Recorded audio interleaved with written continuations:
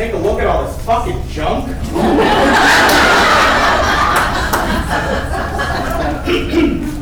Ladies and gentlemen, I must confess I am at a disadvantage. It is now past the appointed hour and time to seize the bull by the horns, but the burning question remains just, where is Lola, the housekeeper?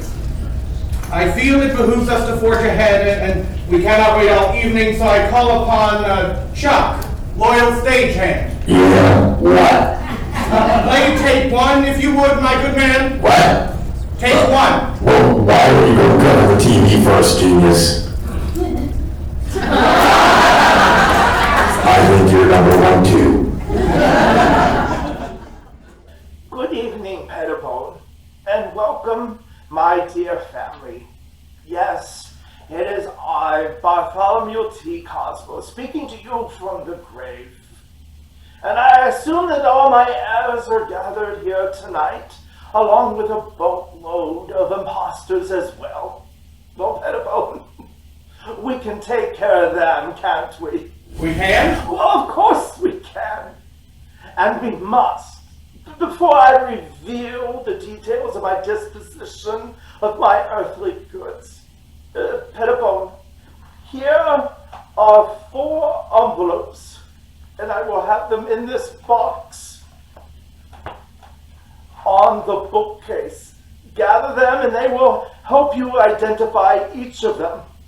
Once you have done so, get the stagehand and ask him to play tape 2. And if you need anything, rely on Lola. She knows all. Well, almost all. Even as he speaks, they are there, one for each heir. But where is Lola? One might think she is conspicuous by her absence, and we cannot wait all evening. We must keep the ball rolling and go once more into the breach. There are those of you in the audience now in possession of my card. I have diminished the field, as it were, narrowed the search for the bona fide Cosmo heirs. Please approach the bench, or rather, the stage. The rest of you, what can I say? Many were called, but few were chosen. Come on down!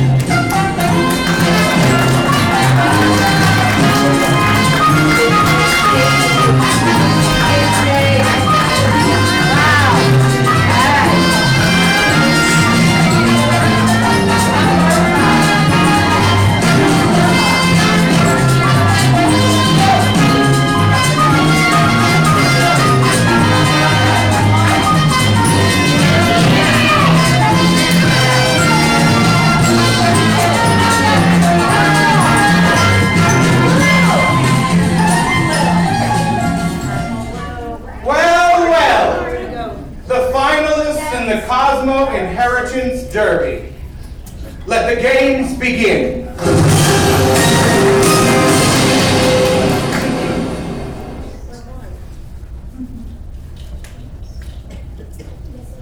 Are we having some issues down there? Where are their Deb? What's the matter?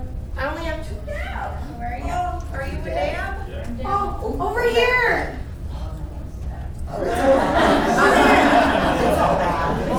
You miss me? All right, well, you ruined my dramatic opening, so let's try that again.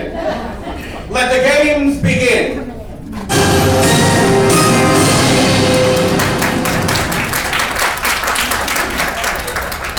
See, yeah, counselor. This is too much. 'Tis a simple task to determine who are the real Cosmo heirs. I will show you.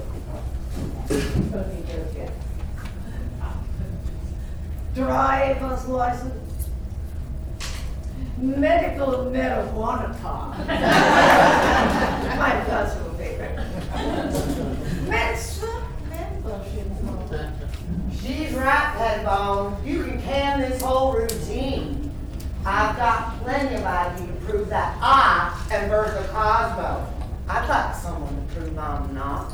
I understand what you're saying, of course, but lest you forget what is at stake, I shall jog your memories.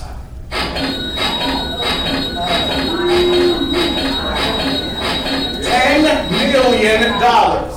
Minus, of course, my fee. Plus, the rights to the Cosmo inflatable pillow, which are worth 10 times that. No small potatoes, I'd say. Certainly worth cooking up a couple of fake IDs. I have had some of those fake ideas before. Yeah. Of course you have. Well, I'm Cousin Myrtle. I visit Uncle Cosmo every year on my vacation from the mission. Until last year, when he hired that. Well, anyway, I'm Cousin Myrtle. Yeah, sure you are. And I'm Michelle Pfeiffer. I met Myrtle when I was little. You aren't anything like her. And I should know. I'm Cousin Bertha. Please! We are going to proceed per Mr. Cosmo's instructions and let the chips fall where they may.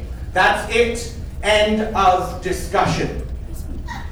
You're going to answer my questions and I will decide who is the real McCoy. But my name's not McCoy. It's Cosmo, ain't it, Deb? Right? Why don't you tell him, Deb? He's got the name all screwed up. Do you think he's gonna get the money screwed up too, Deb? It's time to separate the wheat from the chaff.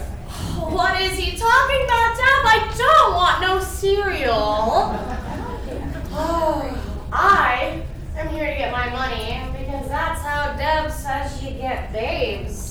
Ain't that what you said, Deb? Ain't that what you said? I know, calm down. Uh-huh. And let the nice man ask his question. Okay.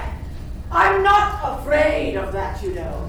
Questions. The real Deborah Cosmo has nothing to fear from questions. Then it's time to put up or shut up. Let's get started with the fair young Melanies. Are you ready to test your mettle, little ladies?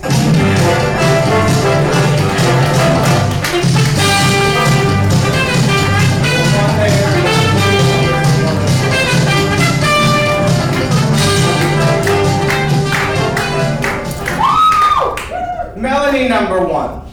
Think carefully before you answer. Melanie Cosmo is from North Carolina. What is the capital of North Carolina? Well, hot damn, Deb, no one said nothing about a quiz. I know, that's easy as pie. Austin. That would be Riley. What? That would be Raleigh. Raleigh, that's correct! Raleigh! This is kind of fun. It's kind of like a personal trivial pursuit. Melanie number 2. Melanie Cosmo took 12 years of ballet. Show us some steps. Are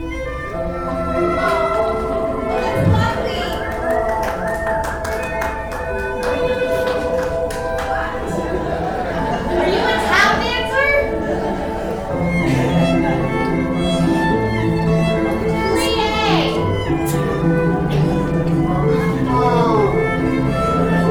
Why am I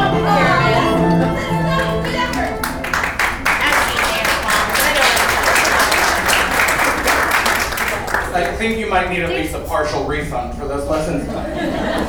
Melanie number 3. Your question is, Melanie Cosmo had a best friend in the 1st grade. Name her, Melanie. Oh, hells bells. What was her name? Oh, Uncle Burgess had all sorts of little tricks up his sleeve. It was Jan. No, Jamie. Time's oyster, lamb chop. You gave Twinkle Toes time to get it together. Now, give me just a second, darling. It's on the tip of my tongue. She borrowed my Crayolas down here every day. And you'd have thought I was simple made of crayons. It was, Jenny Bemis. Correctamundo, Montel. That little bitch in here. Best friend. As far as I'm concerned, best friends do not go around having tails on you. I never touched her damn milk money. And now, for the tiebreaker. No applause?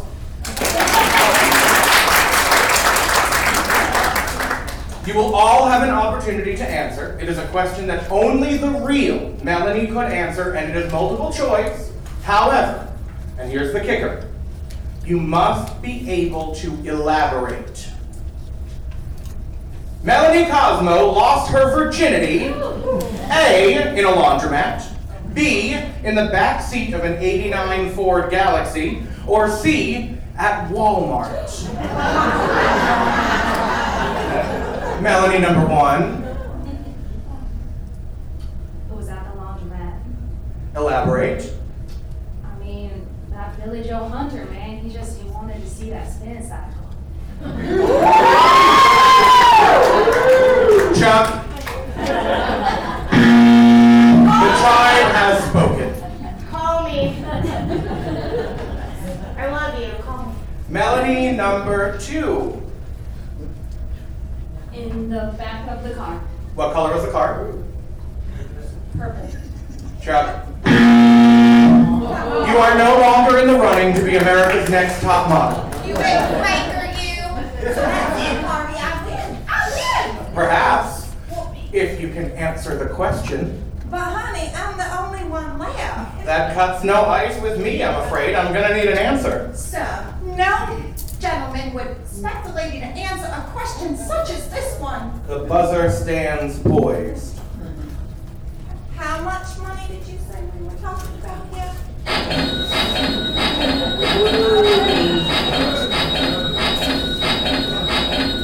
Plus the patent rights minus my fee. So, your answer, little lady? It was Walmart.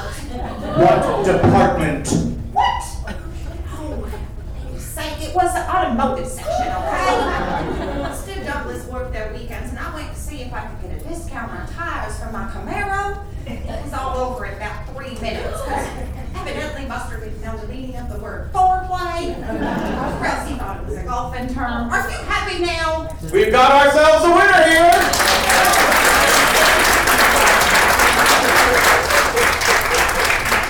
And if Walmart is smart, they'll get their advertising department busy. Well, I won her, Deb. Oh, I have decided.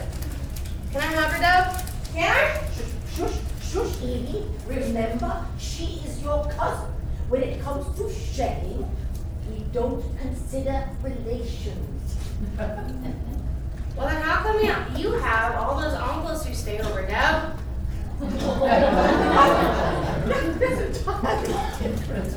I'll explain later. 1 down, 4 to go. Next up, Bertha Cosmo!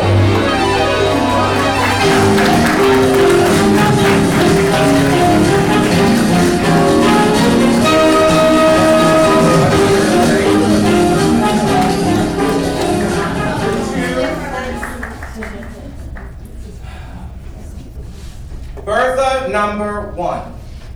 Bertha Cosmo was a spelling champ. Spell ambidextrous. Well, Deb, first it was geology, and now it's spelling. My ass is fried, Deb. Can you put a muzzle on that thing? Ambidextrous. A-M-B-I-D-E-X-T-R-O-U-S. That's right! I guess this means you can think with your right or your left brain. And now, Bertha number 2. Bertha Cosmo works as a warden at a school for troubled girls. She doesn't wear a gun because she has a black belt in karate. Show us some moves, Bertha.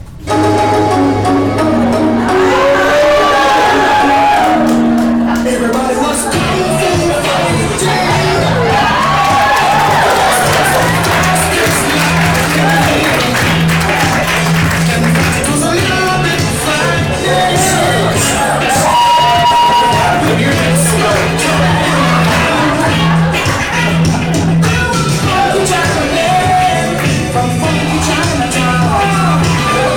Yeah.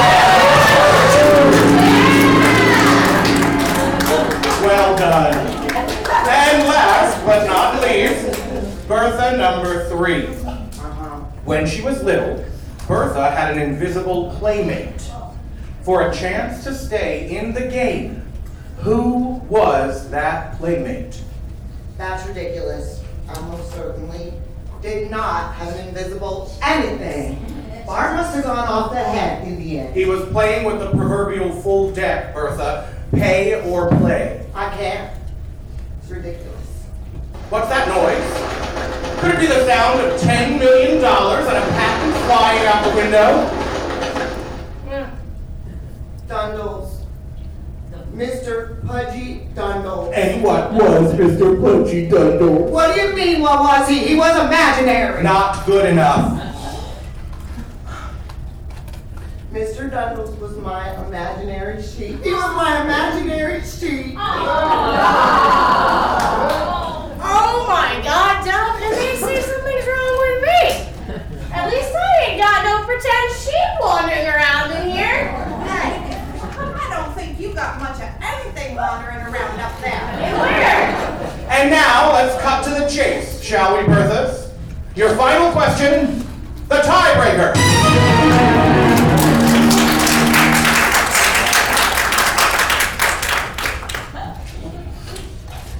The question that only the real Bertha could answer. Again, you will all have the opportunity to answer, and you must explain in detail.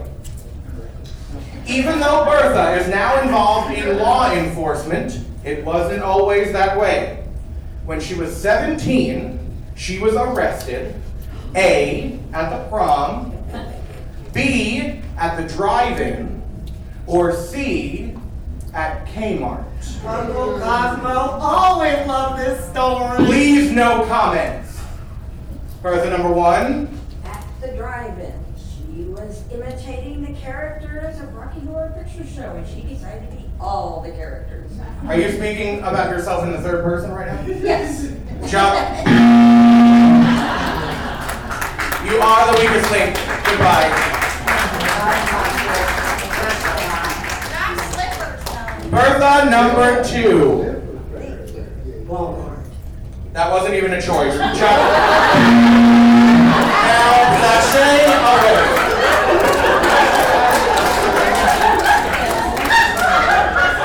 I mean, the answers are on the screen.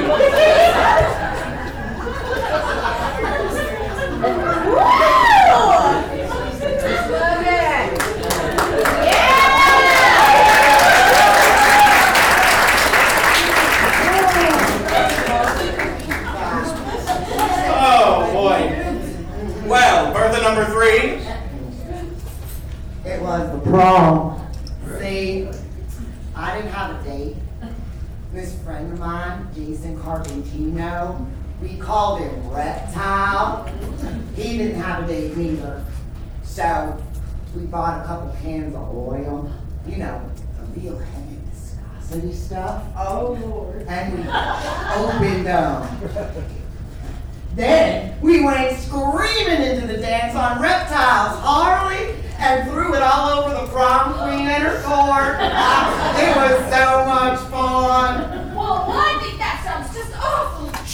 What? Hey, someone had called me just one too many names. Teenagers can be so cruel. I think it sounds like Hell's Angels meets Harry. I don't know why some people think it's so awful because I did a whole lot worse stuff when I was in high school. Muzzle. What happened next? Well, we were doing a few wheelies around the punch bowl, and I was just about to throw the match on Queen Betsy in the court.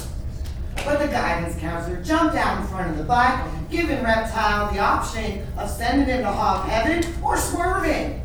So we made a left past the pumpkin coach, and then swerved around the glass slipper centerpiece, and finally crashed the bike into the crepe paper and chicken wire rainbow.